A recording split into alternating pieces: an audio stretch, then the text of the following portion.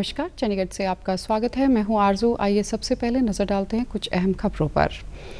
प्रधानमंत्री ने आज वीडियो कॉन्फ्रेंस के माध्यम से सेमिकॉन इंडिया सम्मेलन 2022 का किया शुभारंभ।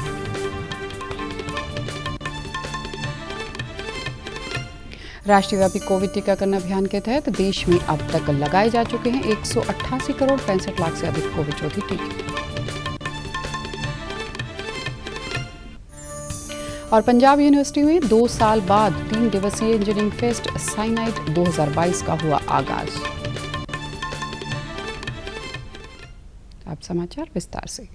प्रधानमंत्री नरेंद्र मोदी ने आज वीडियो कॉन्फ्रेंस के माध्यम से सेमिकॉन इंडिया सम्मेलन 2022 का शुभारंभ किया। 3 दिन का यह सम्मेलन बेंगलुरु में आयोजित किया जा रहा है। प्रधानमंत्री श्री मोदी ने इस अवसर पर दुनिया में सेमीकंडक्टर्स की महत्वपूर्ण भूमिका का उल्लेख करते हुए कहा कि हम सबका उद्देश्य भारत को वैश्विक सेमीकंडक्टर आपूर्ति श्रृंखला में प्रमुख भागीदारों में से एक बनाना है।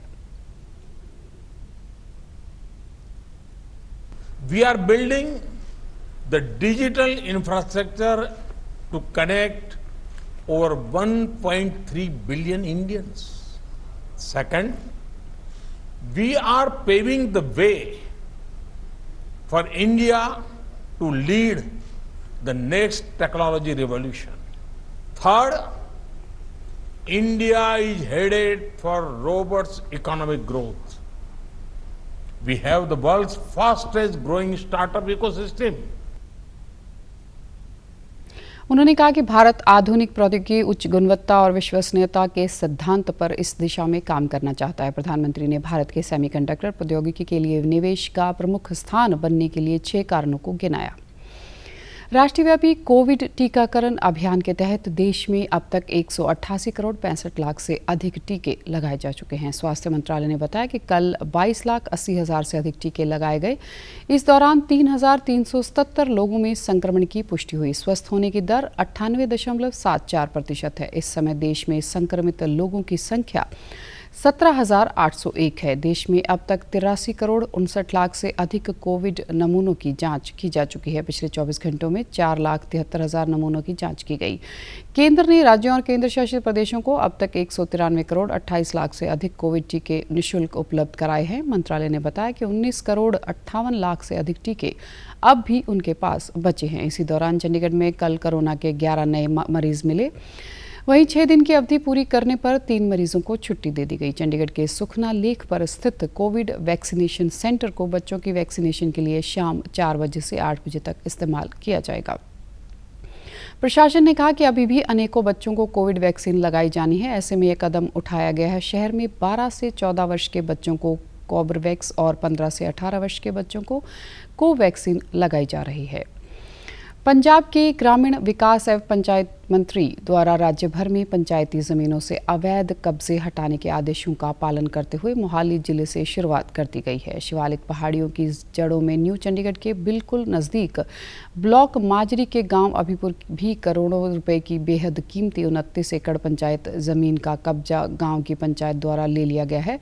ग्रामीण विकास एवं पंचायत मंत्री, राजस्व विभाग और ग्रामीण विकास एवं पंचायत विभाग की हाजिरी में पूरी कानूनी प्रक्रिया की पालना करते हुए कब्जा लेने की यह कार्रवाई पूरी की गई।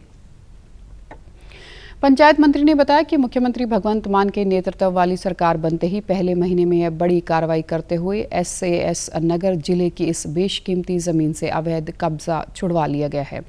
इसके साथ ही कुलदीप धालीवाल ने कहा कि पंचायती जमीनों से अवैध कब्जे छुड़वाने की मुहिम की शुरुआत हो गई है और 31 मई तक 5,000 एकड़ जमीन से अवैध कब्जे हटाए जाएंगे। भारतीय रिजर्व बैंक द्वारा राज्य में चल रहे गेहूं के खरीद सीजन के लिए नकद सीमा कर्ज CCL मई 2022 के लिए आखिर तक के लिए बढ़ा दिया है। सरकारी प्रवक्ता ने बताया कि RBI ने मई 2022 के आखिर तक लगभग 3,378 करोड़ रुपए की CCL बढ़ाई है। इस वृद्धि से अप्रैल 2022 के आखिर तक के लिए पहले ही मंजूर की गई CCL लगभग 24,773 अब मई 2022 के आखिर तक के लिए लगभग 28,151 करोड़ रुपए हो गई है। रबी मंडीकरण सीजन 2022 के लिए नए खाते के अधीन गेहूं की खरीद के लिए समय सीमा में की गई वृद्धि का विषय इस शर्त के साथ जोड़ा गया है कि राज्य सरकार यह यकीनी बनाएगी कि SBI द्वारा फंड जारी किए जाएंगे। कोरोना महामारी की चौथी लहर से पहले स्वास्थ्य विभाग व प्रशासन ने तैयारियों को तेज कर दिया है। स्वास्थ्य सचिव यशपाल गर्ग ने आदेश जारी कर कहा है कि 15 दिन के अंदर सभी अस्पताल फायर ब्रिगेड विभाग की ओर से दिए गए बिंदुओं को किसी तकनीकी विशेषज्ञ से जांच करवा दुरुस्त कर लें। उन्होंने कहा कि अस्पताल में लगे अग्निशमन यंत्रों की समय सीमा, समाप्ति की तिथि, सिलेंडर खाली या एक्सपायर तो नहीं की जांच हो, टेक्नीशियन से सिलेंडर ठीक होने की जांच करवाई जाए, अस्पताल में प्राप्त अग्निशमन यंत्र और हाइड्रेंट होने चाहिए। स्वास्थ्य सचिव ने आदेश जारी करते हुए कहा कि अस्पतालों में ऑक्सीजन का प्रयोग होता है, ऐसे में आगजनी के दौरान बड़े हादसे का खतरा बना रहता है। सभी निजी और सरकारी अस्पतालों को आपात स्थिति से निपटने के लिए अपनी व्यवस्थाओं को दुरुस्त करना होगा। हरियाणा के शिक्षा मंत्री कंवरपाल ने कहा कि आत्मरक्षा का प्रशिक्षण संकट की स्थिति में बेटियों के बचाव के सहायक व उनके आत्मविश्वास को बढ़ाता है। इसके साथ ही बेटियां शारीरिक और मानसिक रूप से सबल भी बनती हैं। शिक्षा मंत्री कंवरपाल ने पंचकुला में विद्यालय विभाग एवं हरियाणा स्कूल परियोजना परिषद द्वारा आयोजित रानी लक्ष्मीबाई आत्मरक्षा प्रशिक्षण कार्यक्रम के राज्य स्तरीय समारोह में बतौर मुख्य अतिथि शिरकत की। इस दौरान उन्होंने कहा कि छात्राओं के लिए आत्मरक्षा प्रशिक्षण कार्यक्रम समग्र शिक्षा के तहत राष्ट्रीय स्तर पर चलाया जा रहा है। हरियाणा के विद्यालयों में यह कार्यक्रम काफ़ी सफलता के साथ चलाया जा रहा है, जिसके आगे भी अच्छे परिणाम आएंगे। शिक्षा मंत्री ने इस अवसर पर प्रोजेक्ट उड़ान का भी लोकार्पण किया, जिसका उद्देश्य प्रदेश के 4वीं से 8वीं कक्षा तक के छात्रों को कोविड-19 के कारण हुए शिक्षा के नुकसान को कवर करना है। हरियाणा इस कार्यक्रम में 4वीं से 8वीं कक्षा में शुरू करने वाले राज्यों में से एक है। पिछली कक्षा की दक्षताओं के आधार पर बच्चों के लिए शिक्षक नियमावली और छात्र कार्य पुस्तिकाएं तैयार की गई हैं। इसलिए शिक्षक प्रतिदिन स्कूलों में पहले 2 घंटे के पुनरीक्षण पाठों को लागू करेंगे। उन्होंने 73 छात्राओं को कराटे बेल्ट देकर सम्मानित किया और विद्यालय शिक्षा विभाग की मासिक पत्रिका शिक्षा सारथी के अप्रैल अंक का विमोचन भी किया, जो छात्राओं के आत्मरक्षा प्रशिक्षण पर ही आधारित है। इस दौरान बेटियों ने आत्मरक्षा की तकनीकों का प्रदर्शन भी किया। उन्होंने कहा कि मार्शल आर्ट की छात्राओं को देखकर अन्य छात्राएं भी प्रेरणा लेंगी। पंजाब यूनिवर्सिटी में 2 साल बाद 3 दिवसीय इंजीनियरिंग फेस्ट साइनाइड 2022 का आगाज हुआ। केमिकल इंजीनियरिंग विभाग की तरफ से आयोजित कार्यक्रम का उद्घाटन पीयू के वीसी प्रोफेसर राजकुमार ने किया। प्रोफेसर राजकुमार ने कहा कि पीयू सिर्फ किताबी ज्ञान देने तक सीमित नहीं है, हमारा उद्देश्य विद्यार्थियों में राष्ट्र निर्माण की भावना जगाना है। कार्यक्रम की शुरुआत पीयू कैंपस से सुबह 5 बजे 11 किलोमीटर लंबी मैराथन से हुई। मिल्खा सिंह को श्रद्धांजलि देने के लिए आयोजित इस दौड़ में 155 प्रतिभागियों ने हिस्सा लिया। सुबह 9:30 बजे सुखमनी साहिब का पाठ हुआ। दोपहर 12 बजे से रात 10 बजे तक कार्यक्रम की अन्य गतिविधियां आयोजित हुई। कि बच्चों में कितनी अद्भुत प्रतिभा है, जरूरत है कि इस प्रतिभा को जो है हम आप पहचानें और मौका दें, जिसको कि जो है चंडीगढ़ पुलिस ने बखूबी किया है। इसके लिए आप बधाई के पात्र हैं। इसमें पेंटिंग, भंगड़ा, फैशन शो और डीजे नाइट सहित 14 गतिविधियां हुई। पीयू के फेस्ट में भंगड़ावार का आयोजन किया गया। इसमें कुल 25 युवाओं ने हिस्सा लिया। युवाओं ने पंजाबी गानों और ढोल की ताल पर जमकर भंगड़ा डाला। फेस्ट में आयोजित इन गतिविधियों को लेकर पीयू के विद्यार्थियों में काफ़ी उत्साह था।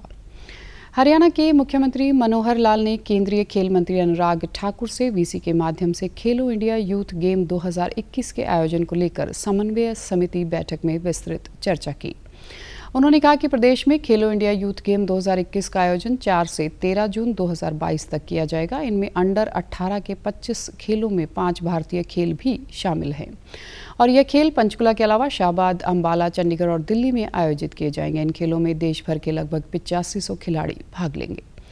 उन्होंने बताया कि खेलों के लिए 2-3 बहुउद्देशीय hall, synthetic track, athletic track का निर्माण किया जा चुका है। इसके अलावा बैडमिंटन हॉल, राजकीय महिला महाविद्यालय सेक्टर 14 पंचकुला में ऑडिटोरियम का कार्य भी पूरा किया गया है। उन्होंने कहा कि हॉकी स्टेडियम पंचकुला व शाहबाद का निर्माण कार्य भी लगभग पूरा कर लिया गया है। अंबाला में ऑल वेदर स्विमिंग पूल बनकर तैयार हो गया। मुख्यमंत्री ने कहा कि इन खेलों के आयोजन के लिए युवा अधिकारियों की पूरी टीम लगाई गई है, जो हर प्रतिस्पर्धा स्थल की पूरी निगरानी करेंगे, ताकि खिलाड़ियों को किसी भी तरह की परेशानी का सामना करना न पड़े। अब खबरें फटाफट। सिखों का एक प्रतिनिधिमंडल आज शाम प्रधानमंत्री नरेंद्र मोदी से उनके आवास पर करेंगे मुलाकात। प्रतिनिधिमंडल में समाज के विभिन्न क्षेत्रों से जुड़े होंगे लोग। पंजाब के सामाजिक न्याय, अधिकारिता एवं अल्पसंख्यक मंत्री डॉक्टर बलजीत कौर ने बताया कि मुख्यमंत्री भगवंत मान के नेतृत्व वाली पंजाब सरकार के तत्काल प्रभाव से 20 कल्याण बोर्डों को भंग करने का लिया निर्णय।